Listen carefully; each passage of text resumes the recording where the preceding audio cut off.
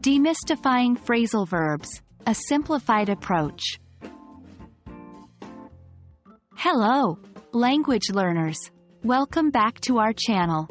Today, we will delve into an exciting, yet sometimes tricky part of the English language, phrasal verbs.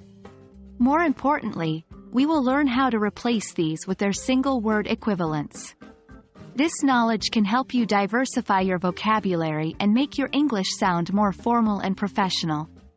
So, let's get started. Firstly, let's recap what phrasal verbs are. These are verbs made up of a main verb combined with an adverb or a preposition. They often have a completely different meaning than the main verb on its own. For example, the phrasal verb, give up, means to quit, which is not immediately clear if we only consider the words give and up separately. Now, let's move on to some common phrasal verbs and their single-word equivalents. 1. Give up, quit. Instead of saying, I decided to give up smoking, you could say, I decided to quit smoking. 2. Look into, investigate. We need to look into this matter further, can become, we need to investigate this matter further. 3. Put off, postpone. I had to put off our meeting, can be replaced with, I had to postpone our meeting. 4. Carry out, execute. The police carried out the search, can become, the police executed the search. Remember, it's not about removing phrasal verbs from your vocabulary.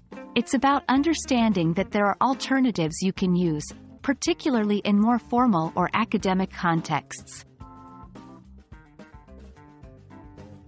Now it's time for you to practice.